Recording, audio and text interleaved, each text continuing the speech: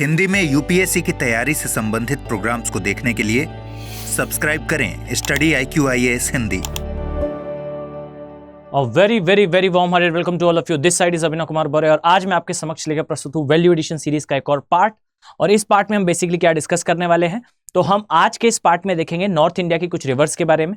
याद रखिए कि मैंने नॉर्थ इंडिया का एक वीडियो पहले भी अपलोड करा है, जिस वीडियो में हमने बेसिकली बात करी है इस विषय पर, इस टॉपिक पर, कि उस स्थान पर खासकर जम्मू कश्मीर, हिमाचल प्रदेश और नेपाल वाले क्षेत्र में किस प्रकार से माउंटेन रेंजेस अर्थात पर्वत श्रेणियों का विस्तार है। अब आज की इस क्लास में हम उस स्थान की रिवर्स के ऊपर फोकस करेंगे। हम कुछ नेशनल पार्क को भी मार्क करेंगे, परंतु जो प्रोटेक्टेड एरिया नेटवर्क हैं, जिसमें राष्ट्रीय उद्यान भी आते हैं, जिसमें वन्यजीव अभयारण्य भी आते हैं, इन्हें हम सेपरेट वीडियो में भी कवर करेंगे। परंतु वो इंपॉर्टेंट नेशनल पार्क, वो इंपॉर्टेंट राष्ट्रीय उद्यान जो रिवर पढ़ते समय या नदियों का अध्ययन करते समय हमारे लिए महत्वपूर्ण है, वो हम आज की क्लास में इसमें देखेंगे। याद रखिए कि handmade mapping is super important. कारण यह है कि मैं इजीली यहां पर नक्शा लगाकर, मैप लगाकर आपको उस चीज को मार्क करा सकता हूं, परंतु आपको अपने हाथ से मैपिंग आना इसेंशियल है। याद रखिए कि आपके मेंस के पेपर में आपको स्वयं मैप बनाना होगा। तो जब आप लाइव इसे देखेंगे, समझेंगे कि किस प्रकार से मैप ड्रॉ होता है, तब की कंडीशन पे आप बेहतर तरीके से मैपिंग कर पाएंगे और इसे यूटिलाइज कर पाएंगे अपने मेंस में। चलिए तो हम स्टार्ट करते हैं। तो सबसे पहले तो आज की इस क्लास में हम देखेंगे नॉर्थ इंडिया की रिवर्स के बारे में। तो ये जो हम ड्रॉ कर रहे हैं, ये है हमारा जम्मू एंड कश्मीर वाला एरिया। इस प्रकार से हमने हिमाचल प्रदेश, उत्तराखंड वाला पार्ट देखा। इसके पश्चात ये नेपाल वाला भाग आ गया, ये हमारा सिक्किम है। याद रखिए ये हमारा नॉर्थ ईस्टर्न पार्ट अर्थात पूर्वोत्तर राज्यों की सीमाएं हैं। इस प्रकार से ये चलते हुए बांग्लादेश का क्षेत्र बनकर रेडी है। क्लियर? इसी प्रकार से इस डायरेक्शन में अगर हम चलें तो ये हमारा कंप्लीट होता है इंडिया का जम्मू एंड कश्मीर वाला पार्ट। जस्ट अ सेकेंड, इस प्रकार से। और याद रखें कि आपको एक्यूरेटली ना बने तो एटलीस्ट इतना आपको ड्रॉ करते आना चाहिए कि आप इजीली उस चीज को पेपर में रिप्रेजेंट कर पाए विदाउट एनी हसल। क्लियर? ये हमारा गुजरात वाला क्षेत्र है और इस प्रकार से ये हमारे लिए सफिशिएंट स्पेस है। क्लियर? तो ये इन अ नटशेल आप कह सकते हैं ये इंडिया का मैप है। क्लियर? अब यहां ध्यान से देखिए, अगर मैं आपसे कहूं ये जो क्षेत्र आपको दिखाई दे रहा है, याद रखिएगा ये पार्ट इसे कहते हैं मानसरोवर। क्लियर? अब यहां पर मानसरोवर के लिए कुछ इंफॉर्मेशन अपने माइंड में बेहतर तरीके से पंच इन कर लें। याद रखिए ये है। अब यहां ध्यान से देखिएगा, याद रखिए कि मानसरोवर जो झील है ये एक जल विभाजक है। अब जल विभाजक का अर्थ क्या होता है, तो माइंड में सेटल डाउन करें कि जल विभाजक का अर्थ वो है जहां से आपको अलग अलग दिशा में प्रवाहित होने वाली नदियों का उद्गम देखने को मिलता है। अब यहां ध्यान से देखिएगा, अगर मैं यहां ड्रॉ करूं तो आपको दिखाई देगा ये एक नदी है। ध्यान से देखें, ये है हमारी सिंधु नदी। अगर आपने मेरा प्रीवियस वीडियो ना देखा हो जिसमें मैंने डिटेल में समझाया है कि आपको किस प्रकार से जो है वो डायग्राम प्लॉट करना है सिंधु नदी तंत्र का, तो आप सिंधु नदी तंत्र का डायग्राम सेपरेटली भी देख पाएंगे। चलिए कंटिन्यू करते हैं। यह है सिंधु। इसके पश्चात आप जाएंगे तो आपको दिखाई देगा इस स्थान पर यह है झेलम नदी। याद रखिए झेलम नदी के लिए इंपॉर्टेंट इंफॉर्मेशन, झेलम नदी जो है वो अपने विसर्पण के लिए प्रसिद्ध है, अर्थात ये अपने मार्ग को बार बार परिवर्तित करती है। और इसका कारण क्या है, तो ये भी याद रखिएगा, जो झेलम नदी है ये प्रवाहित होती है कश्मीर घाटी में, और जो भी नदी कश्मीर घाटी में प्रवाहित होगी या फिर कोई भी नदी जो किसी घाटी में प्रवाहित होगी, उसमें स्लोप अर्थात ढाल क्लियर नहीं होने से नदी अपने मार्ग में फॉर एंड बैक अर्थात आगे तथा पीछे मूव करती है, और इस कारण जो है आपको उसमें मिएंडरिंग अर्थात विसर्पण का गुण देखने को मिलता है। और विसर्पण के गुण की ही एक परिणति होती है जहां पर गोखुर झील या ऑक्सबो लेक का निर्माण होता है। क्लियर? तो यहां पर आपको झेलम नदी दिखाई देगी। इसी प्रकार से आप ड्रॉ करें तो आपको नीचे इस स्थान पर, इसके पश्चात आपको दो नदियां चंद्र तथा भागा ये मिलने पर चेनाब नदी कहलाती है। याद रखिएगा इसका उद्गम होता है, इस प्रकार से चेनाब जाएगी। इस प्रकार से आपको रावी देखने को मिलेगी। इसी प्रकार से आपको राबी तथा व्यास दोनों ही रोहतांग दर्रे से अपना उद्गम लेती हैं और याद रखिए कि यह धौलाधार श्रेणी में आता है। अब राबी तथा व्यास दोनों उद्गम लेने के पश्चात याद रखिएगा राबी नदी जाती है पाकिस्तान, और यह भी याद रखिएगा कि जो ब्यास नदी है सिंधु नदी तंत्र की एकमात्र ऐसी नदी है जो पाकिस्तान नहीं जाती। अब याद रखें ये ब्यास है, और इसी प्रकार से आपको इस स्थान पर देखने को मिलेगी सतलुज। तो ये कंप्लीट होता है हमारा सिंधु नदी का तंत्र। अब यहां समझिएगा कि इस तंत्र को हम क्यों देख रहे हैं, तो इसका कारण मैं आपको पहले क्लियर कर दूं। पहले हम दक्षिण में नदियों का क्रम देख ले, इसके पश्चात हम यहां पर कुछ लोकेशनल एनालिसिस के फॉर्म में कुछ चीजें मेंशन करेंगे। चलिए यहां ध्यान से देखें, याद रखिए कि इस स्थान से आपको कुछ इस प्रकार से गंगा नदी का उद्गम देखने को मिलेगा। इस प्रकार से आपको गंगा नदी का उद्गम देखने को मिलेगा। याद रखिए कि गंगा नदी का उद्गम होता है बेसिकली उत्तराखंड के उत्तरकाशी डिस्ट्रिक्ट के पास गोमुख नामक स्थान से, गंगोत्री ग्लेशियर से। अब याद रखिए ये पूरी इंफॉर्मेशन याद रखनी होगी। कारण क्या है, सभी को याद होता है कि गंगोत्री ग्लेशियर से गंगा का उद्गम होता है, परंतु याद रखिए उत्तराखंड के उत्तरकाशी नामक स्थान पे गोमुख नामक प्लेस से इसका उद्गम होगा। और यहां पर याद रखिएगा उद्गम के समीप गंगा का नाम जो है वो भागीरथी होता है, तथा भागीरथी तथा अलकनंदा देवप्रयाग पर मिलती है, तथा देवप्रयाग के बाद इसका नाम जो है वो गंगा होता है। क्लियर है। अब ये क्यों इंफॉर्मेशन मैं बता रहा हूं, याद रखिएगा आगे इसको हम इंटरकनेक्ट करने वाले हैं। क्लियर। तो चलिए हम आगे बढ़ते हैं। याद रखिए गंगा नदी है, इसी प्रकार से गंगा नदी आगे जाकर जो है वो दो भागों में विभाजित होती है। याद रखिए गंगा नदी का विभाजन जो है वो दो भागों में होता कहां पर है, तो होता है वेस्ट बंगाल में। यानी कि गंगा नदी दो धाराओं में विभाजित होती है। एक धारा जो है वो जाती है बांग्लादेश, याद रखिए गंगा नदी को बांग्लादेश में पद्मा कहा जाता है, तथा एक धारा जाती है कैलकाटा के साइड जहां इसे हुगली कहा जाता है। इसलिए याद रखिएगा कि हुगली नदी का कहीं से उद्गम नहीं होता, अपितु हुगली नदी जो है वो गंगा की ही एक डिस्ट्रीब्यूटरी है। याद रखिए गंगा की ही एक धारा है, गंगा की ही एक धारा है वास्तविकता में हुगली नदी, जिसके किनारे कलकत्ता स्थित है। और इसी प्रकार से याद रखिएगा कि कलकत्ता जो है वो एक ज्वारीय बंदरगाह है। इसका अर्थ है कि कलकत्ता वास्तविकता में, कलकत्ता में जो आपको हल्दिया बंदरगाह दिखता है ये किसी सागर में स्थित नहीं है, अपितु ये एक नदी में स्थित बंदरगाह है। क्लियर। वास्तविकता में ये बंदरगाह बहुत सारी चीजों के लिए फेमस है। एक हम सेपरेट वीडियो बनाएंगे जिसमें हम डिटेल में डिस्कशन करेंगे कि इंडिया के इंपॉर्टेंट पोर्ट्स कौन से हैं, वहां मैं इस चीज को कनेक्ट करूंगा। चलिए हम आगे बढ़ते हैं। याद रखें इसी प्रकार से आपको इस स्थान पर जो है वो यमुना नदी देखने को मिलेगी, और ये कंप्लीट। ओके। अब यहां ध्यान से देखिए, याद रखिएगा अब जो हम रिवर प्लॉट करने वाले हैं इस प्रकार से आप पाएंगे कि ये है बेसिकली रामगंगा। याद रखिए रामगंगा नदी का जो उद्गम है यह होता है गढ़वाल हिमालय से, और यह भी याद रखिएगा कि जो गढ़वाल हिमालय हैं यहां से उद्गम लेने के पश्चात रामगंगा नदी प्रवेश करती है कन्नौज वाले क्षेत्र में, और कन्नौज में यह समाहित हो जाती है गंगा में। अब यहां पर याद रखने योग्य बात है, मैं यहां पर मेंशन कर देता हूं, ध्यान से देखें। यहां ध्यान देने योग्य बात है, याद रखिएगा कि कन्नौज जो है एक समय पर ट्रेडिंग रूट रहा करता था, और यह भी याद रखिएगा कि एक समय इसके बारे में कहा जाता था कि जो कन्नौज पर राज करेगा वो भारत की गद्दी पर राज करेगा। इतना महत्वपूर्ण हुआ करता था कन्नौज एक समय पर। कारण यही था कि हिस्टोरिकली ये ट्रेड रूट का सेंटर था। क्लियर।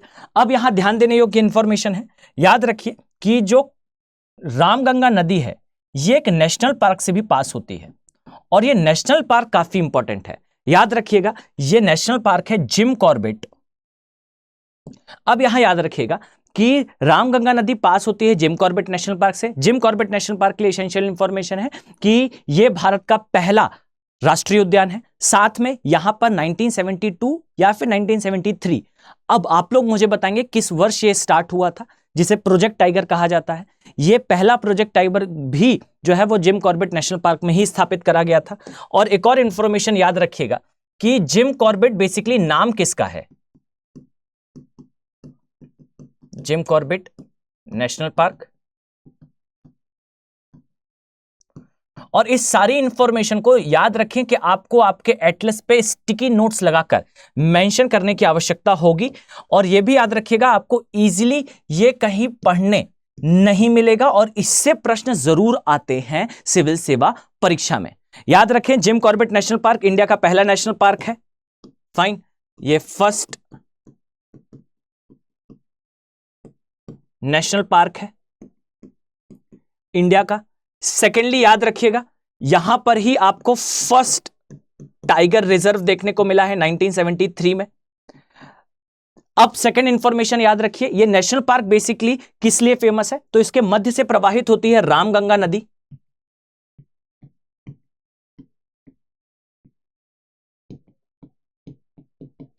और यह भी याद रखिएगा कि यह नेशनल पार्क इनिशियली यानी कि शुरुआती दौर में जरूर फेमस था, शुरुआती दौर में जरूर प्रसिद्ध था शेरों के लिए, बाघों के लिए, माफ कीजिएगा, परंतु आज के समय आपको यह ज्यादा सुनाई देता है घड़ियाल के लिए।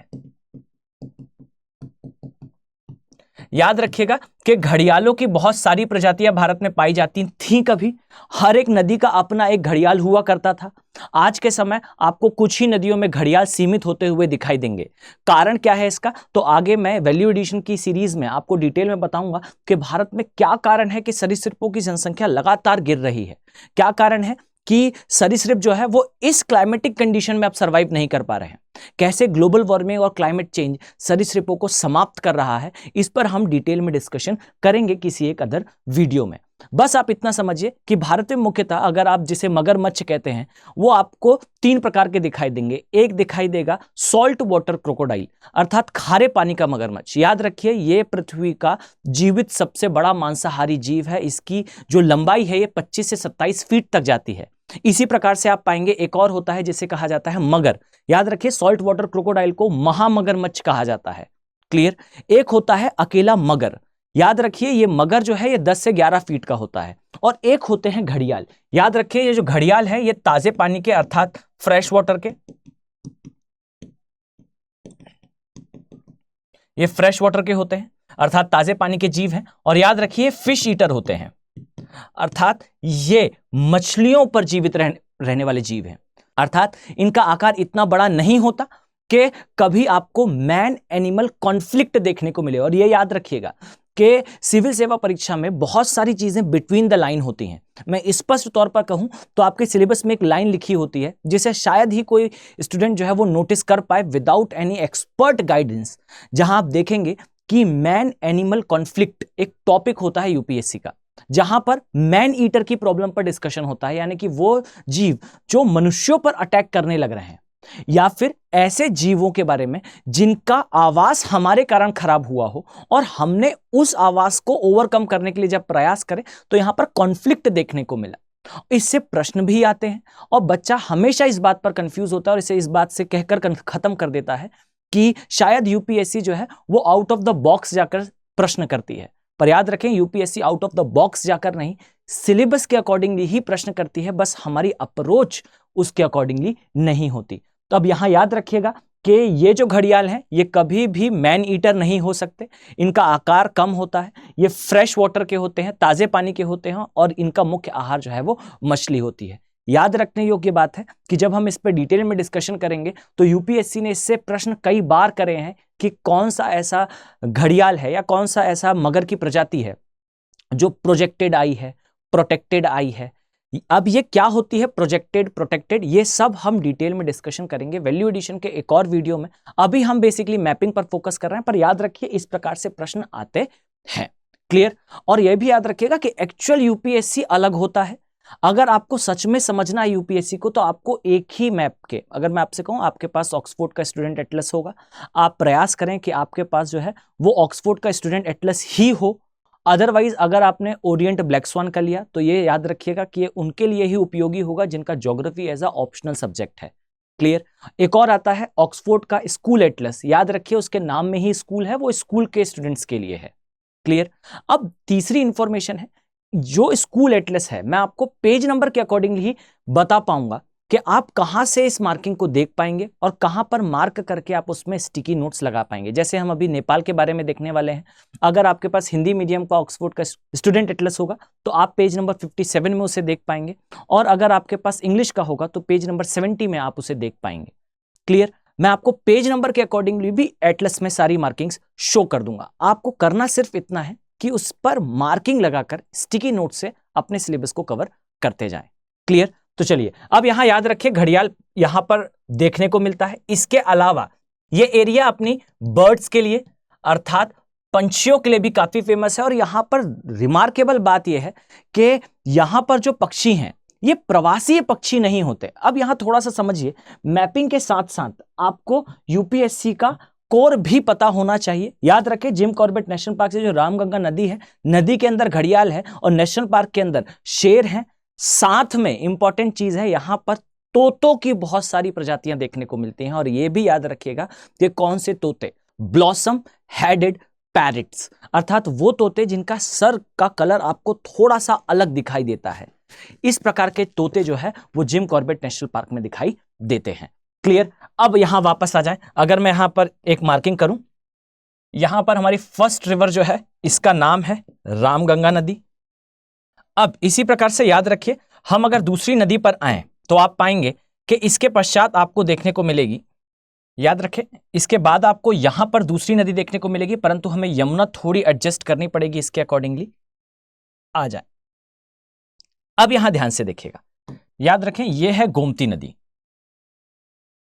अब गोमती नदी के लिए इंफॉर्मेशन हमेशा याद रखें कि गोमती नदी गंगा की एकमात्र ऐसी सहायक नदी है जो उत्तर की दिशा से आती है, परंतु याद रखिएगा कि उत्तर की दिशा से आने के बावजूद इसका उद्गम हिमालय से नहीं होता। याद रखिए कि गोमती नदी जो है वो मैदान से उद्गम लेने वाली, उत्तर की दिशा से आने वाली गंगा की एकमात्र सहायक नदी है। और यह भी याद रखिएगा कि आपको इसी के किनारे इस प्रकार से दो प्लेसेस देखने को मिलेंगे। एक प्लेस है जिसे कहा जाता है लखनऊ, एक प्लेस है जिसे कहा जाता है जौनपुर। क्लियर? तो इंफॉर्मेशन हमेशा याद रखें कि लखनऊ तथा जौनपुर इस प्रकार से आपको दिखाई देंगे हमेशा किस नदी के किनारे? तो गोमती नदी के किनारे। याद रखें, गोमती नदी जो है वो अपना जल विसर्जित करती है गंगा नदी में, और किस स्थान पर करती है तो यह भी याद रखिएगा कि यह मिलती है गंगा से नियर टू वाराणसी। क्लियर? तो ये वाराणसी के समीप जो है अपना जल विसर्जित करती है गंगा नदी में। अब यहां पर ध्यान देने योग्य बात है, आपको एक स्थान दिखाई देगा जहां पे गंगा तथा यमुना नदी आपस में मिल रही हैं।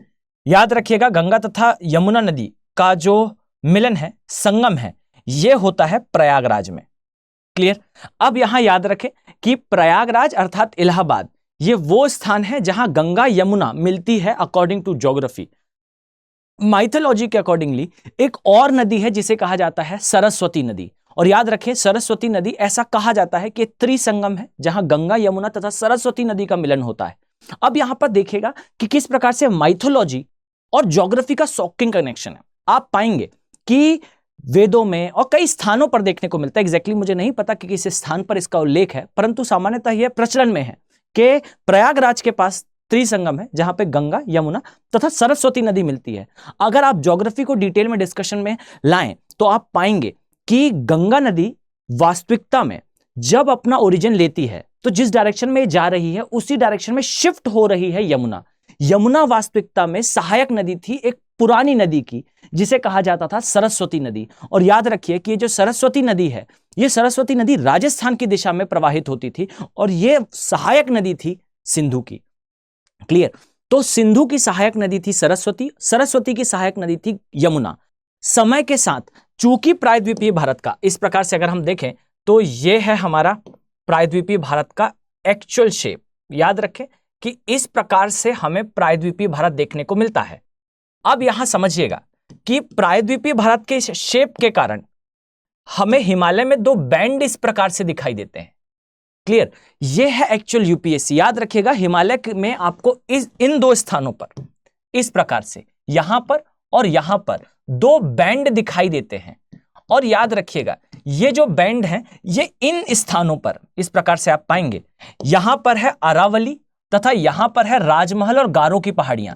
इन पहाड़ियों के दबाव के कारण हिमालय में आपको दो स्थानों पर बैंड दिखाई देंगे, यहां पर आपको नंगा पर्वत और यहां पर आपको नामचा बारुआ पर्वत दिखाई देगा। और इनका कारण क्या है, तो यहां अरावली और इस स्थान पर राजमहल और गारो की पहाड़ियों के कारण आपको यह बैंड दिखाई देता है। और यह भी याद रखिएगा कि इस प्रकार से आगे की दिशा में प्रवाहित होने के कारण आपको देखने को मिलेगा कि जो सरस्वती नदी यहां से निकलती थी वो अरावली के आगे के विस्तार के कारण धीरे धीरे करके इसकी जो सहायक नदी थी यमुना, ये डिफ्लेक्ट होकर गंगा की तरफ टिल्ट हो गई और इस प्रकार से गंगा के साथ चली गई। अब याद रखिए चूंकि यमुना मुख्य सहायक नदी थी किसकी, सरस्वती की, तो यमुना के डाइवर्ट होने से सरस्वती सूख गई।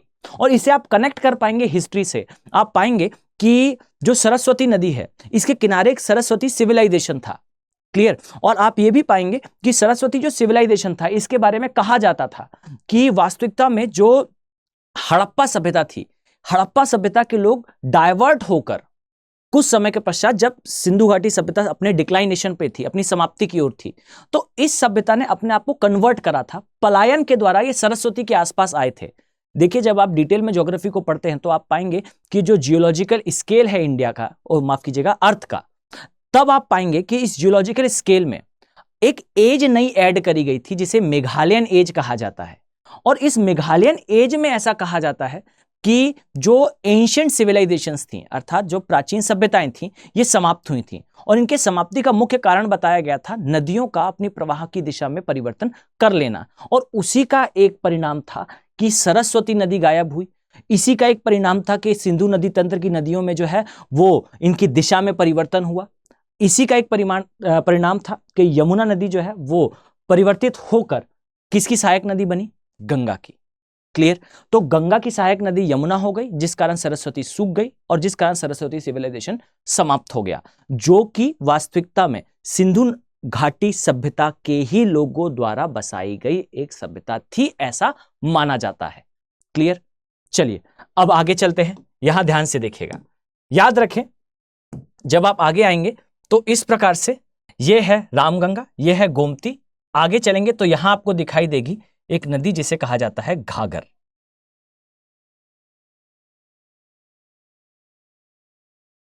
अब यहां देखने योग्य बात है, याद रखें इस प्रकार से अगर हम ड्रॉ करें इसे, यहां पर जो सहायक नदी है, याद रखिएगा घाघर के केस में आपको एक सहायक नदी इस प्रकार से दिखेगी। मैं इसे यहां जूम करके एक बार बनाने का प्रयास करता हूं, ध्यान से देखिएगा। यहां आपको इसकी एक सहायक नदी दिखाई देगी, इसी प्रकार से इस स्थान पर भी आपको इसकी एक सहायक नदी दिखाई देगी। अब यहां याद रखिए कि इसकी एक सहायक नदी के पास आपको एक सिटी दिखाई देगी। इस प्रकार से आप आएंगे तो आपको ये जो सहायक नदी दिखाई दे रही है, याद रखिएगा यहां पर आपको देखने को मिलेगी अयोध्या, क्लियर। अब यहां मार्किंग में ध्यान से देखें तो आपको दिखाई देगा ये जो अयोध्या है ये किसके किनारे है, तो अयोध्या याद रखिएगा सरयू नदी के किनारे है। सरयू जो है वो सहायक नदी है किसकी, घाघर की। अब याद रखें कुछ स्थानों पर आपको इस प्रकार से भी देखने को मिल सकता है कि जो सरयू नदी है ये शारदा की सहायक नदी है। तो मैं आपको इस प्रकार से एक डायग्राम के थ्रू अगर एक्सप्लेन करना चाहूं तो याद रखिए इस प्रकार से आपको दिखाई देगा कि यह है घाघर नदी। याद रखें घाघर के नीचे आपको इस प्रकार से एक नदी मिलेगी जिसे कहा जाता है शारदा नदी,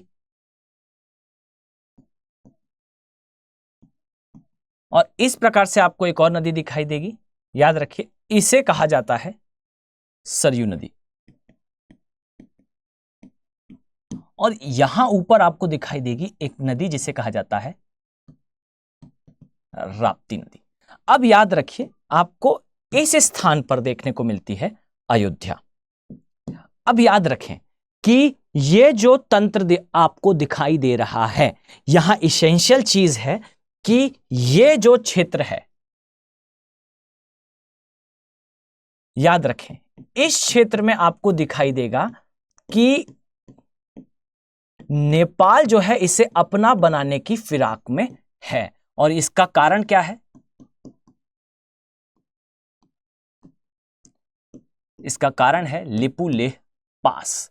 अब आपको आपके एटलस में मार्क करना है कि लिपुलेह पास किस स्थान पर है, तो आपको इजीली दिखाई देगा। लिपुलेह पास जो है आपको उत्तराखंड वाले क्षेत्र में दिखाई देगा। और यह भी याद रखिएगा कि ये कहां पर स्थित है, तो आप इजीली मार्क कर पाएंगे कि ये स्थित है वास्तविकता में शारदा और घाघर नदी के बीच में। और यह भी याद रखें कि जो लिपुलेह पास है, ये पास हमें एंट्री देता है तिब्बत में मानसरोवर झील की यात्रा में, जिसे हम कैलाश मानसरोवर की यात्रा के नाम से जानते हैं।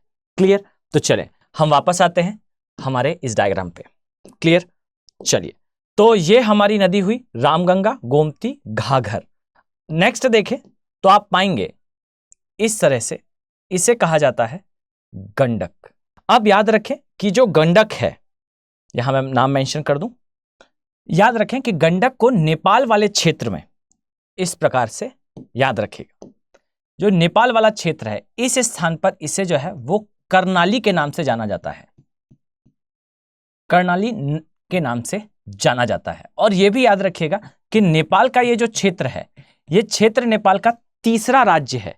याद रखें, नेपाल की मैपिंग हम जब डिटेल में देखेंगे तब आप वहां पाएंगे कि नेपाल में जो है वो 5 राज्य हैं, जिसे प्रोविंस के नाम से जाना जाता है। इसमें एक सुदूर पश्चिम का प्रोविंस है। इसी प्रकार से सेकंड में आपको कर्णाली दिखाई देगा। इसी प्रकार से आप चलते हुए आएंगे तो आपको आखिर तक 5, इस स्थान तक 5वां प्रोविंस दिखाई देगा। और इसे मध्य देश अर्थात मधेसी कहा जाता है। और याद रखें, ये सारे जो क्षेत्र हैं, ये इन क्षेत्रों का नामकरण हुआ ही वास्तविकता में गंगा की सहायक नदियों के नाम पर है। क्लियर है? तो हम आज की इस क्लास में भले ही नहीं, परंतु आने वाली क्लासेस में जरूर डिस्कशन करेंगे कि किस प्रकार से नेपाल में नदियों का प्रवाह है और यह भारत के लिए किस प्रकार से महत्वपूर्ण है। क्लियर? तो हमारी नेक्स्ट रिवर जो है यह है कोशी। याद रखिएगा कि जो कोशी है ये महत्वपूर्ण इसीलिए हो जाती है बिकॉज कोशी जो है वो नेपाल के समीप सप्तकोशी के नाम से जानी जाती है। और ऐसा कहा जाता है कि ये 7 नदियों से मिलकर इसका निर्माण हुआ है। परंतु याद रखें कि कोशी नदी के लिए इंपॉर्टेंट इंफॉर्मेशन है कि ये नदी जो है वो बिहार में, ये नदी जो है वो बिहार में बाढ़ के लिए जिम्मेदार होती है। इसीलिए कभी कभार कोशी को जो है वो बिहार के शोक के नाम से भी जाना जाता है। क्लियर है?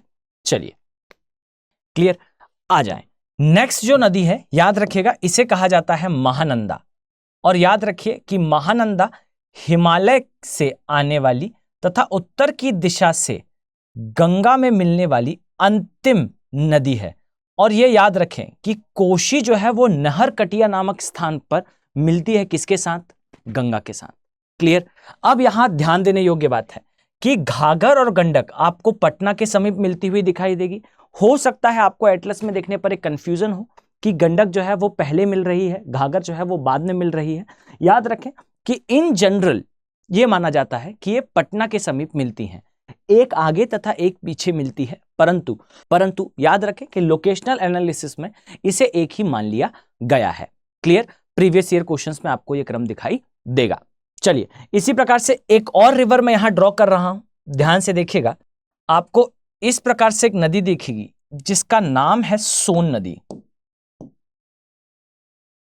और यह याद रखें कि ये जो सोन नदी है ये भी आपको दिखाई देगी कि ये पटना के समीप ही अपना जल विसर्जित करती है, पटना के समीप ही अपना जल विसर्जित करती है गंगा में।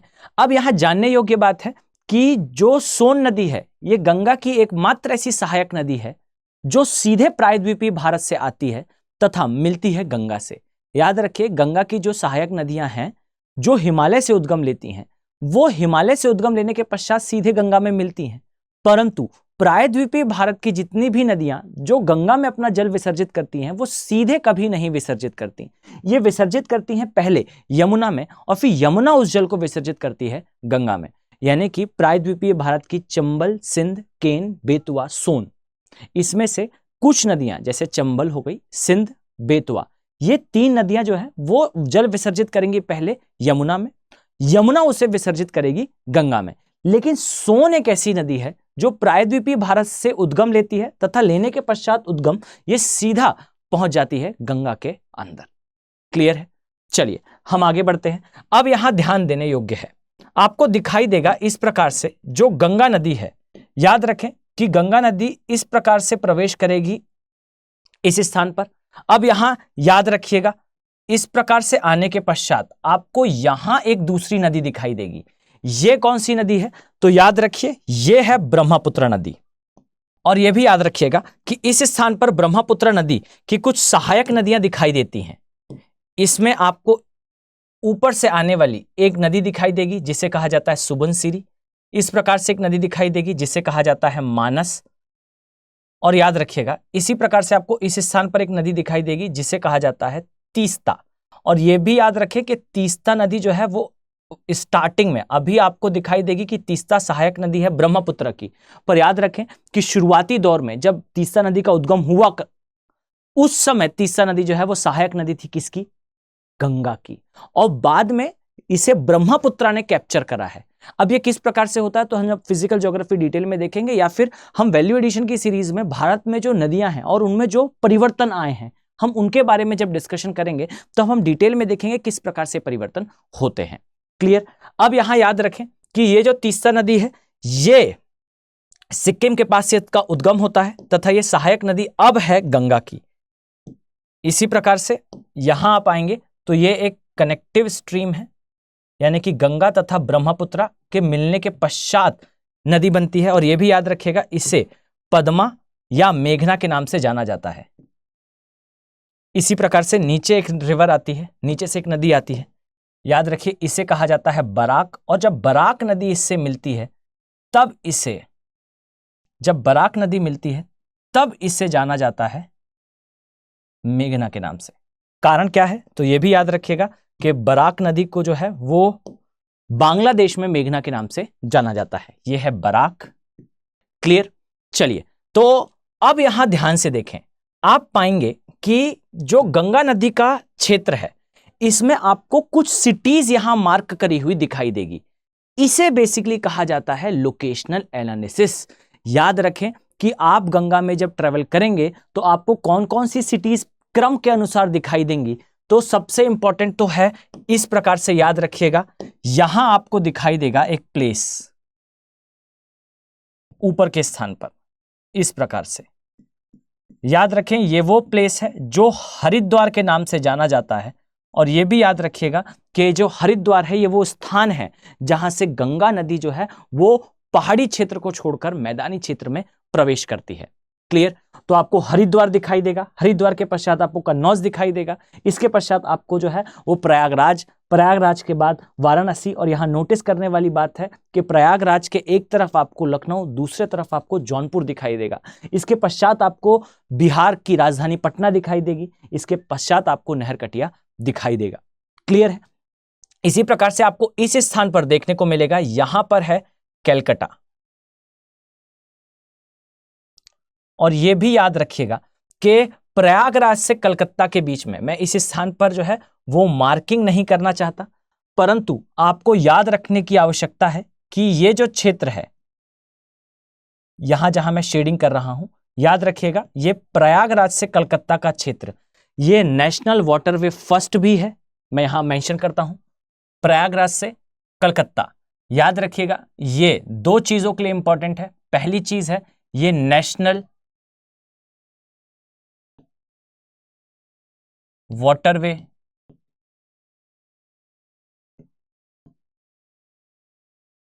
फर्स्ट है। और यह भी याद रखिएगा यह क्षेत्र जो है जो गंगा डॉल्फिन इसके लिए भी काफी प्रसिद्ध है। और याद रखें कि गंगा डॉल्फिन में सेक्सुअल डायमॉर्फिज्म होता है इसके बारे में, और रिवर्स सेक्सुअल डायमॉर्फिज्म भी होता है।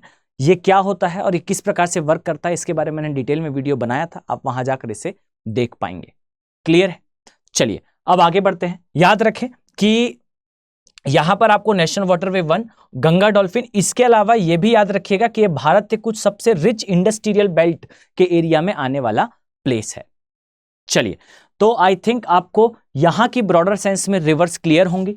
इस स्थान के रिवर्स के बारे में मैंने आपको पहले डिस्कशन दिया है, जहां आपको दिखाई देगा इस प्रकार से एक नदी जिसे कहा जाता है लूनी।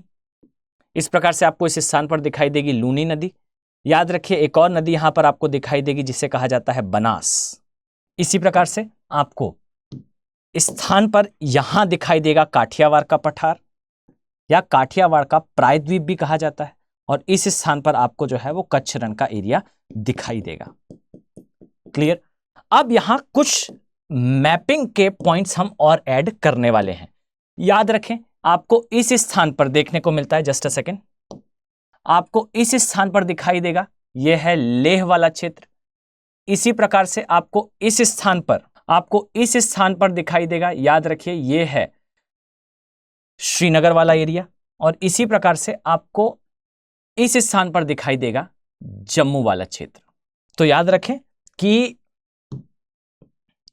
यह है लेह, यह है श्रीनगर, यह है जम्मू, और इसी प्रकार से जो रावी नदी के किनारे दो प्लेसेस हैं आपको इनके नाम भी याद रखने होंगे। रावी नदी के किनारे आपको भारत में इस स्थान पर देखने को मिलता है अमृतसर, और याद रखिए अमृतसर की जुड़वा सिटी यहां पर आपको दिखाई देगी लाहौर, और याद रखिए लाहौर में रावी नदी के किनारे ही 1929 में जवाहरलाल नेहरू ने पहली बार जो है वो ट्राई कलर फहराकर स्वतंत्रता दिवस की घोषणा करी थी, जो हमने सेलिब्रेट करा था 1930 में 26 जनवरी की डेट को। और इसी को रिमार्केबल बनाने के लिए आप पाएंगे कि हमने अपना कॉन्स्टिट्यूशन भी जो है लागू किया था इसी डेट को, गणतंत्र दिवस के रूप में जिसे हम आज जानते हैं।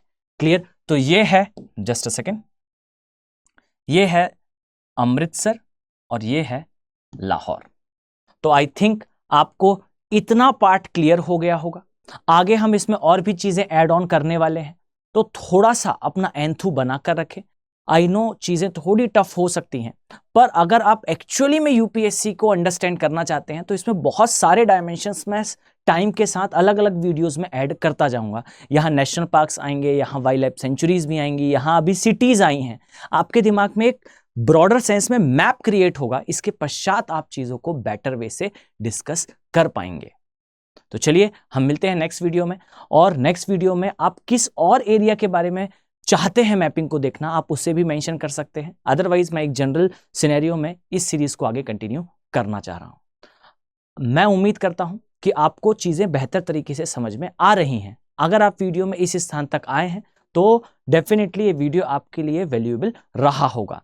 तो अपने कमेंट्स जरूर मेंशन करें, अपने डाउट्स भी बताएं, तथा इसे ज्यादा से ज्यादा शेयर करें जिससे हम मोटिवेट हो सके आप तक इस प्रकार की वीडियो लाने के लिए। मिलते हैं नेक्स्ट वीडियो में। Have a very nice day. Thank you. Hindi में यूपीएससी की तैयारी से संबंधित प्रोग्राम्स को देखने के लिए सब्सक्राइब करें स्टडी IQ IAS हिंदी।